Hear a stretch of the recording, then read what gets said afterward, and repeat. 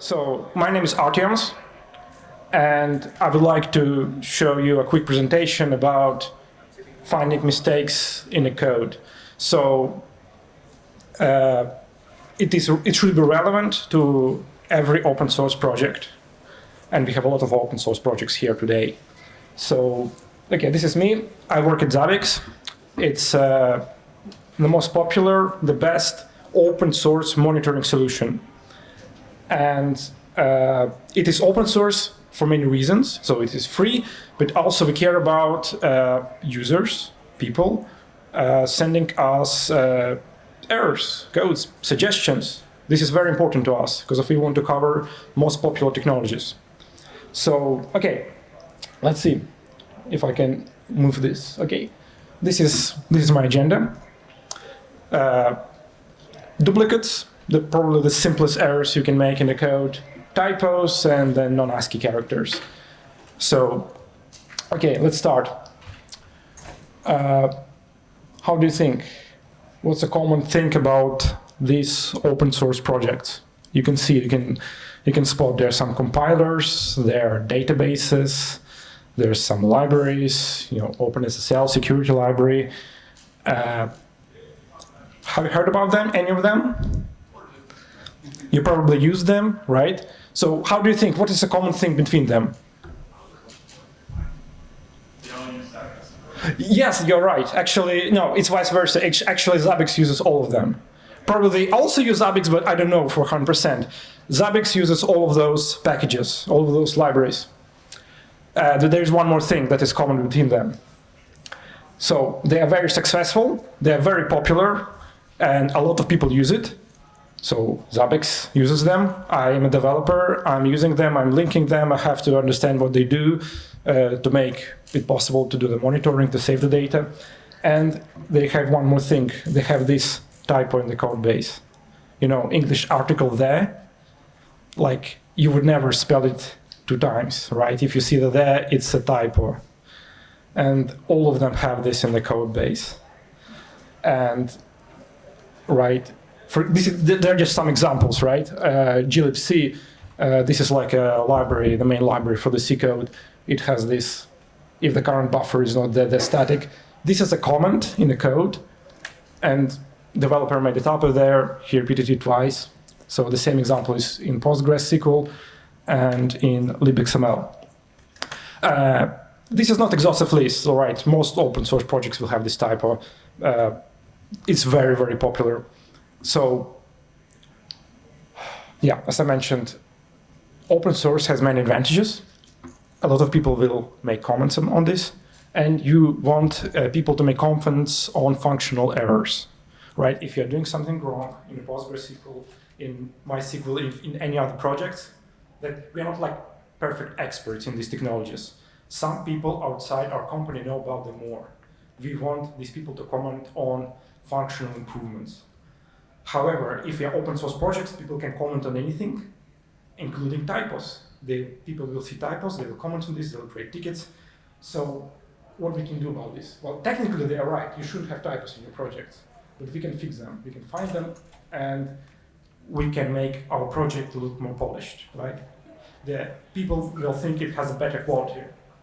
Can you imagine you buy a car, you open the manual, and there are typos everywhere? Well, you will think that people make mistakes in engine, in safety regulations as well, etc. Like, you will not trust this product. Okay, this particular error, we can grep it. I'm pretty sure most of you are familiar with grep. It's a very simple tool in Linux. I think it should be available in every Unix distribution. And if it's not available in your operating system, then your operating system will have something similar to this. Basically, it's searching for things. In this case, if I go to the MySQL Server project, and if I try to grep recursively in all directories, I ignore binary files, because I don't care about binary machine code. I ignore the case, and I search for the article, and count how many times it appears. It will appear 247 times. MySQL Server has a lot of the typos. Fantastic. I can go ahead I can find all of them, I can fix them myself. That is fantastic, but what about AA typo? This is just like an example in OpenSSL. Again, this is a security-related software, so it has probably different standards. So typos in security-related software probably are more important and more critical, but still, right, this is just a comment, right? But still, people read it, it's perceived, the perception will be wrong. Like, you will not trust this project if you see a lot of typos in it, right? However, it's an amazing product. It's fantastic. Okay, so what do we do now? Should we grab words one by one after another? No.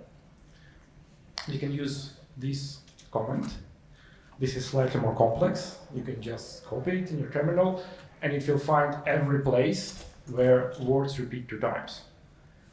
For example, here, default. This is a comment. This is an error. However, there are also false positives, right? This, long, FFFs, those are legitimate constructs in C, right? So keep in mind that you will see a lot of typos. So again, here are legitimate typos. Right, the fact that there are so many false positives means you cannot easily automate this check.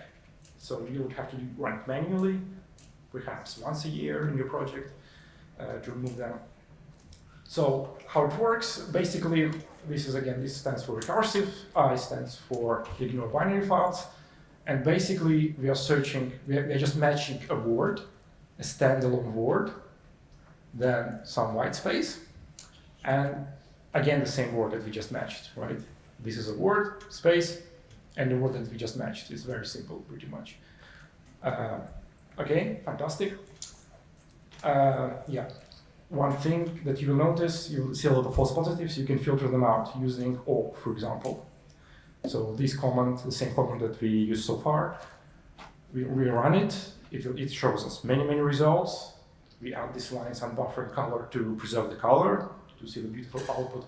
And we just say, please don't report us these longs and FFFs, because of their typos, they are legitimate constructs in the language.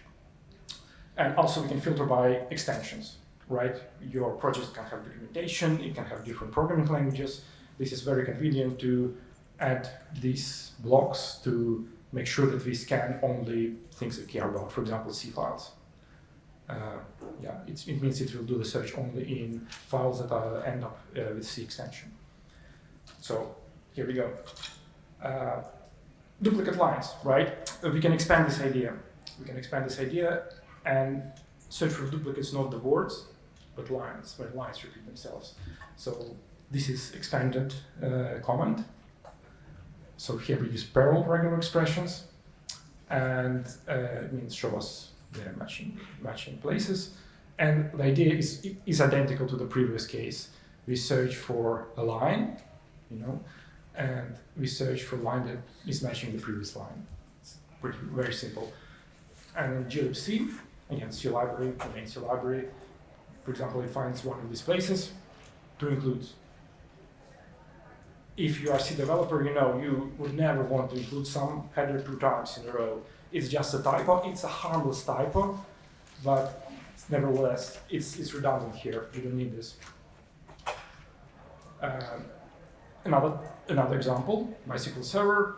I think it's some sort of test, probably. Assert basically stands for when you compile your project in debug mode. It will fail. It will show you beautiful error message when this condition is correct. And in this case, there was some sort of function, and str1 string is checked for null pointer. The problem is it's checked 2 times in a row. And I think the developer wanted to actually check string 2, not 1 here, and he just forgot to update this variable. So here's another example. It's more harmless because of important check that we want, it's not made. Yeah, and there's another example in OpenSSL. Same story, you have break 2 times. If you're a C developer, you probably know that this break is going to be dead code. It's never going to be executed, because of this break you'll just not allowed to go there. Okay, again, please be careful of false positives, because of many lines in the code, they are legitimate. So here in OpenSSL, these lines, they were intended to make this randomness more random, I guess. So keep in mind, not everything that duplicates, not all duplicate lines are errors. Okay, so if I wanted to expand this idea, we can expand it. We can search for any duplicate blocks of code that is placed in different places around your project. However, there is no easy solution available using just this grep utility. We need something more advanced. It is free if your project is like academic project, it is not commercial, but you can use it for evaluation purposes. You just download this jar file, you run it, and it will basically scan your project. It will find all duplicates. So in this case, in Postgres, it can find, you set the threshold, what's the minimum amount of duplication you want to. So in this case, it found 500 duplicate lines in 2 different files.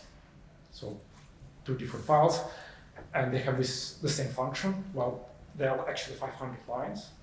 They're copied 2 times. So duplication is the source of all evil, and you should try to remove duplications. This is just an example of the copied code function. Okay, typos. We have a lot. People make typos, regular developers. There is a fantastic tool called codespell that can scan your project and find all the typos in it. This is an example how it looks like.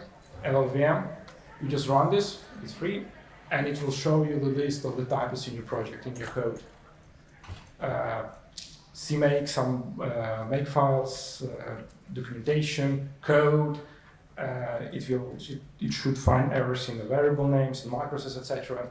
So it's a long list, right? All of these are typos. Sometimes they're harmless, sometimes they can be more dangerous. How it works is basically a dictionary of typos. So it's a large dictionary. It contains a long list of them and how the correct pronunciation looks like. If you run this, it will show you them. There are other dictionaries. One of them is British English American English Dictionary. And as you know, American language is different from the British one. So it could be important in America, not to mix words. If you want, you can set up the standard in your project saying, we want to use only American, so British errors will be highlighted as errors. And you can create your own dictionary. If you spot the mistake that is not in the list, you can just create your own file and type it there. And this is important, for example, if you have a company name and you want to scan for typos where your company was mispronounced. So in this case, I created my own list, and one of these typos, only I know about this, right? It's not in the list, I created it and then found it. In this case, it was widget, and some person made a comment called widget. So here I'm just running a codespell in GCC with my own dictionary. One more important thing about this dictionary is, yesterday in the same room, there were many presentations about inclusivity, diversity, about company culture. So you could write your own dictionary with offensive, racist, sexist words to make sure that one of those words don't slip in your project. It's a good safety check.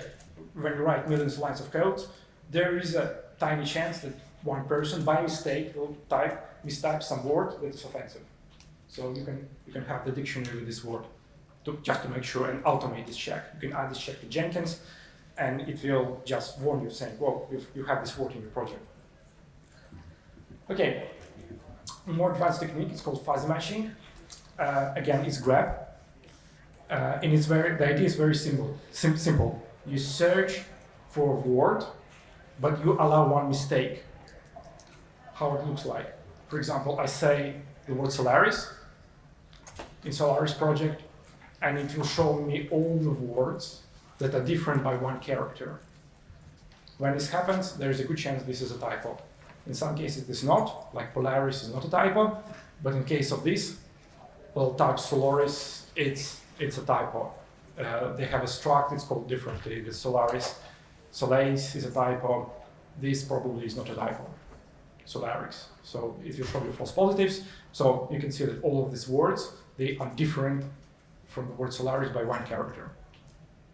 So this is how you can find many typos in your project that are unique to your project, right? You can type some person's name, for example, CEO name of your company, and if you find that the name of your president is mistyped in some place, he will thank you. Fantastic. Then we can expand. Yeah, this is just another example in timescale DB. Timescale. You can just copy this command in your terminal. It will find typos for this timescale. And in this case, I found timescale DB. What is this? Timescale DB. Oh yeah, here's a typo that there is no B. It's timescale B. Yeah, another typo. One funny example. Once I have been searching for message, and I don't use the last letter because in case of message, you can have the messaging and message, they end up with different letters. So I just take the first part of the word, and I find a lot of places with massage, not message. So many comments in the code, they look really funny when people try to format the massage information. This test also massages the code for API node. Make sure to correct errors. What is this? Oh, this is just the 3 S's in the message. This is another typo. Well, can you imagine you're sending something like this to your colleague and you may mistype message and massage? So yeah, here we go. But here it's open source project. Yeah, thousands of people will see this, and it probably will stay here for hundreds of years if it's an open source popular solution. So, okay, another way how to search for typos is called frequency analysis. Basically, this is a command. It's very long, but what it does is very simple. So this is the same command, but in a short format. Imagine we have 2 files. One contains 3 words A, B, and A. Another one contains words A, C, and C. Basically, we want to grab all the words. We find all the words in the list, ACC, ABA, then we sort them, and then we count how many times they appear. And then we sort it again using numeric sort. So we can see that B appears once, C appears 2 times, and A appears 3 times. So why is it useful? If the word appears only once in your project, there's a good chance this was a typo. So I have a list in libyaml. One thing that I spotted was this contributed. This is a typo. It's not in any dictionary of typos. I discovered it. I can add it to my list of typos. Okay, here's another example. Here I'm grepping on the CNH files in the C code in the libyaml library. Here it finds this construct as hex. This is a macro. This is a macro that is never used. This is a dead code. If I search for the S hex, this is the only place where it appears. So this is a useful way to search for the dead code, for the dead variables, the struct members, dead functions, etc. And the last topic is called grepping for non-ASCII characters. So we search for non-English characters, basically. This is A here stands for American. Here's an example. If I go to this project, is Apache, very popular web browser, web server. It will find this one symbol in the whole project, so which is not a regular American character. And if you specify the locale, we'll find also a couple of other places where it appears, non-English characters. So why is it useful? Many open source projects are international, with people programming all around the world. So these characters are not the same. One of them is C, another is Russian C, S. They look exactly the same. So these 2 URLs, they are different URLs. So attacker can set up this URL, person will go there, they will not spot the difference. They all look identical. So there is like security issue. And we can search for them. We can search for all these Cyrillic characters using this grep. So if I create these URLs in this file and I grep, I will see that actually this CS is highlighted, right? This one is normal English one. This is not English C. It's an intruder. And some of these mistakes, they could be unintentional. And they also mess up the scanning. For example, some Google search engine, it can search your code, and it will not be able to provide a good indexing. Here is a more advanced example, actually a more useful one.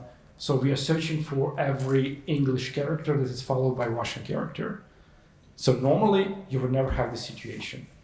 If you see that there is a non-English character in the English one, there's a very good chance it's a mistake. It's a typo. So in this case, it's a C++ file. It found that there is OS, and S here is not English S.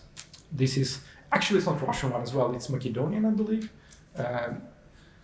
So if somebody would be searching for OS in the code, they would not find it because S is not the English one. And in LLVM, it's the same thing, but flipped. So I'm searching for every Cyrillic character that is followed by English one. So in this case, again, C, it's not English. So you can just scan it once per year, find these places and remove them.